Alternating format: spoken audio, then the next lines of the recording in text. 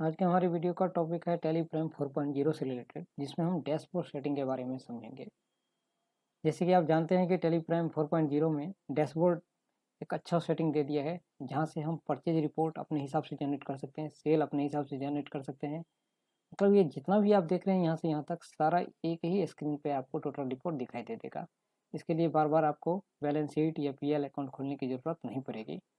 Creditor का report, debtor का report, GST report, stock report, cash balance, bank balance, receivable, payable जितना भी है ये सब कुछ आप एक ही बार में डैशबोर्ड में सेटिंग कर सकते हैं। अपने हिसाब से मैनुअली सेटिंग कर सकते हैं और आसानी से एक ही बार में सारा रिपोर्ट भी प्रिंट भी कर सकते हैं।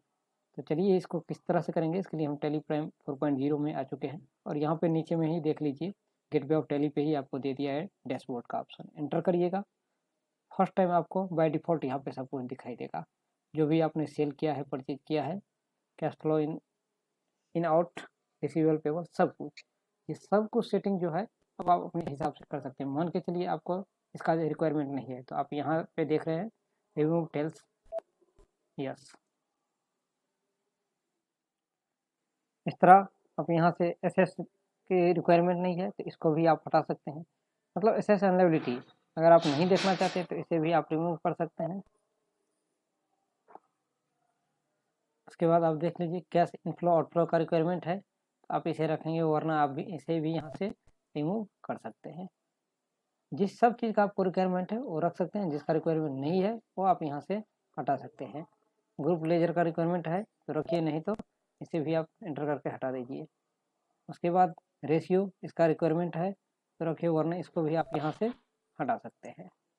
ये अब हम मान के चलिए अगर मुझे सेटिंग करना है अपने हिसाब से, यहाँ पर सेल और परचेज का रिपोर्ट है, एंटर करेंगे इस पर। सबसे पहले इसका कॉन्फ़िगरेशन समझते हैं, कॉन्फ़िगर कर देंगे इसको। अब आपको किस हिसाब से सेल ट्रेंडिंग चाहिए, या चाहते हैं कि आप इसका नाम चेंज कर दें तो वो भी आप हट सकता है। यहाँ से कॉन्फ़िगर पे जाइए और आप यहाँ पे सेल ट्रेंडिंग के बजाय सेल रिपोर्ट ये भी आप नाम दे सकते हैं। मंथली चाहिए मंथली, ग्राफिक चाहिए तो ग्राफिक में मिलेगा। डाटा एंड ग्राफिक दोनों अगर चाहिए तो दोनों दीजिए। लाइन एंड डिफ़ॉन्ट चाहिए तो ये दे दीजिए यहाँ पर ये, और एंटर कर दीजिए। यहाँ से अब आपका क्या हो गया, मंथली आ गया रिपोर्ट और सेल का ग्राफिक, दोनों चीज़ अब आप यहाँ पे देख सकते हैं वन बाय वन करके। जब से जब तक आपको चाहिए बहुत ही आसानी से आप यहाँ पे इस रिपोर्ट को मंथली देख सकते हैं। इस तरह से आप परचेज का भी कर सकते हैं। यहाँ पर आ जाइए, इसको भी परचेज रिपोर्ट आप यहाँ से जो भी आपको नाम सही लगे वो नाम आप दे सकते हैं। मंथली ग्राफिक एंड डाटा के साथ आप इसे सेव कर सकते हैं। दूसरे नंबर पे ये आ गया रिसीवेबल पेबल। आपको चाहिए जिस हिसाब से उस हिसाब से आप इसे भी कॉन्फ़िगर कर दें। रिसीवेबल पेबल, सो रिसीवेबल, ओवरड्यू पेबल, ये सब देख लीजिए। डाटा ग्राफिक के हिसाब से सेट करना चाहते हैं, डिफ़ॉल्ट चाहते हैं, उसके बाद चाहते हैं डिक्रीजिंग और इंक्रीजिंग, जिस तरह से रहे तो हम मान के चलिए यहाँ से डिक्रीजिंग करते जाएंगे और आ जाएगा यहाँ पर पेबल रिसीवेबल। उसके बाद जो भी है आपका टोटल पेबल ये है, ओवरड्यू पेबल ये है, यहाँ पर रिसीवेबल, यहाँ पर जो भी है सब कुछ आप यहाँ से एंटर करके देख सकते हैं, एंटर करके देख सकते हैं। ओके, इस तरह से यहाँ से कैश बैलेंस का भी आप कॉन्फ़िगर कर सकते हैं। एंटर कर लीजिए, जो भी इसमें से चाहिए आपको वो सब कुछ आप अपने हिसाब से कर सकते हैं। जो नहीं चाहिए उसको नो यस कर सकते हैं। ओके, ये ले लीजिए। इस तरह से आपका इन्वेंट्री का आ गया। इन्वेंट्री का भी इसी तरह से आप कर सकते हैं कॉन्फ़िगर। यहाँ से inventory, stock, primary. Okay, primary में क्या होगा कि सब कुछ आ जाएगा। ये अलग अलग चाहते हैं तो अलग अलग भी आप ले सकते हैं। क्वांटिटी एंड वैल्यू, इसमें से जो आपको चाहिए वो ले सकते हैं, जो नहीं चाहिए उसे हम यहाँ से हटा देंगे। क्वांटिटी वाइज या अमाउंट वाइज जैसे जो चाहिए वो आप रख सकते हैं। ओके, अब यहाँ से क्लोजिंग स्टॉक एंटर करेंगे, आपको यहाँ पे दिखाई देगा। आउटवर्ड कितना हुआ है सेल वो आपको यहाँ से दिखाई देगा। इनवर्ड कितना आया है वो रिपोर्ट आप यहाँ से देख सकते हैं। ऑल टैप फोन प्रेस कर दीजिए, डिटेल में सब कुछ दिखाई देगा। ओके, तो इस तरह से अब अगर मुझे नया कुछ यहाँ पे ऐड करना है, मान के चलिए सेल परचेज हो गया, ये रहा आपका सेल और परचेज का रिपोर्ट, आप देख लिए इस तरह से होगा। उसके बाद स्टॉक का रिपोर्ट आपका हो गया, कैश बैलेंस, बैंक बैलेंस का रिपोर्ट इस तरह से, रिसीवेबल और पेबल का रिपोर्ट आपने खुद देख लिया कि किस तरह से करना है।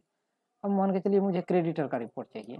ओके, अब हम यहाँ पर एड टाइटल आप देख रहे हैं करेंगे, और यहाँ से आप देख लीजिए ग्रुप ट्रेंडिंग, ये ऑप्शन मिल रहा है, एंटर करिए। यहाँ से जो भी आपको ग्रुप चाहिए, मान के चलिए मुझे सेंड क्रेडिटर चाहिए, एंटर कीजिए, ये आ गया आपका।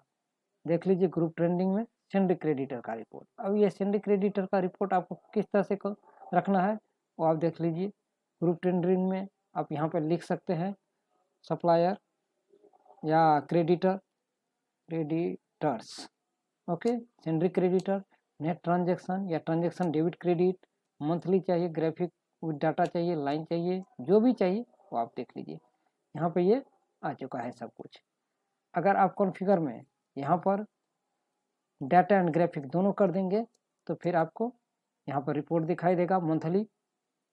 एंटर कीजिए, जो पार्टी का जो जैसा है वो सब कुछ यहाँ पे आपको दिखाई देगा, इस मंथ का भी आप देखना चाहते हैं। ओके, इस तरह से। अगर कुछ और अलग चाहिए डेप्टर का तो ऐड टाइटल पे फिर क्लिक कीजिए, फिर आप आ जाइए सेम प्रोसेस, ग्रुप ट्रेंडिंग में आ जाइए और अब दे दीजिए आप यहाँ सेंड्री डेप्टर। ये आपका आ गया सेंड्री डेप्टर। अब ये सेंड्री डेप्टर का भी कॉन्फ़िगर आप कर लीजिए। यहाँ से सेंड्री डेप्टर का यहाँ पे नाम चेंज करके आप लिख सकते हैं debtors. Sundry debtor net transaction या डेबिट ट्रांजेक्शन, डेबिट क्रेडिट दोनों चाहिए, मंथली चाहिए, ग्राफिक और डाटा दोनों चाहते हैं तो नीचे वाला सिर्फ डाटा चाहते हैं ओनली, तो डाटा पे क्लिक कीजिए, यहाँ पे आपको डाटा दिखाई देगा। मान के चलिए इसमें आपको यहाँ पे ग्राफिक नहीं चाहिए तो कॉन्फ़िगर में आ जाइए और ओनली डाटा पे एंटर कीजिए और सेव कीजिए, ये आ गया। इसमें भी आपको नहीं चाहिए, अगर सिर्फ डाटा चाहिए तो यहाँ पे क्लिक कीजिए, डाटा पे क्लिक कीजिए, सेव कीजिए। सेम प्रोसेस आपको इसमें भी कर लेना है। जो चाहिए वो आप अपने हिसाब से डैशबोर्ड में सेटिंग कर सकते हैं। रिपोर्ट वन बाय वन करके आपको बहुत ही आसानी से यहाँ जनरेट हो सकता है। तो इस तरह से हमने डेबिट क्रेडिट दोनों ही कर लिया। अब मुझे जीएसटी रिपोर्ट चाहिए। जीएसटी रिपोर्ट चाहिए तो उसके लिए मुझे क्या करना पड़ेगा, फिर से यहाँ पे आ जाना है, ऐड टाइटल में जाना है, यहाँ से फिर से ग्रुप ट्रेंडिंग में जाना है और ड्यूटी एंड टैक्सेज वाला रिपोर्ट ले लेना है। ये आपका देखिए कहाँ पे ड्यूटी एंड टैक्सेज गया, ये रहा ड्यूटी एंड टैक्सेज। इसको कॉन्फ़िगर करके यहाँ पे आप जीएसटी रिपोर्ट या जो भी नाम देना है वो आप अपना हिसाब से डेबिट क्रेडिट ट्रांजेक्शन के साथ मंथली डाटा ओनली और इसे सेव कर देंगे। ये आ गया आपका। यहाँ पे एंटर कीजिए, आपका यहाँ पे इनपुट और आउटपुट जो भी है वो दिखाई देगा। यहाँ पर देख लीजिए, ये दिखाई देगा। मतलब जो भी डेबिट क्रेडिट होता है वो सब कुछ आप यहाँ से बहुत ही आसानी से देख सकते हैं। इस तरह से आपको अगर जीएसटी का रिपोर्ट करना है तो फिर ऐड टाइटल पे जाइए, यहाँ से ले सबसे नीचे आपको GST and liability and ATC का रिपोर्ट दिखाई देगा और 3B का रिपोर्ट दिखाई देगा। एंटर कीजिए, ये आपका ऑल रजिस्ट्रेशन, अगर मल्टीपल जीएसटी भी है तो उसका भी आप यहाँ से देख सकते हैं।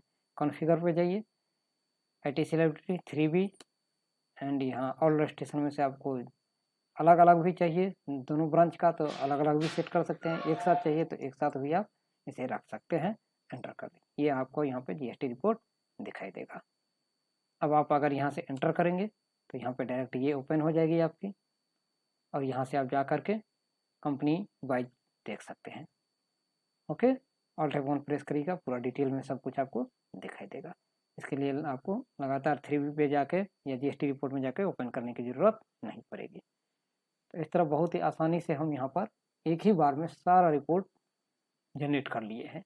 अब आप चाहें तो इसको स्क्रीनशॉट लेकर के रिपोर्ट भेज सकते हैं या चाहें तो यहाँ से इसे एक्सपोर्ट भी कर सकते हैं, कोई दिक्कत नहीं है।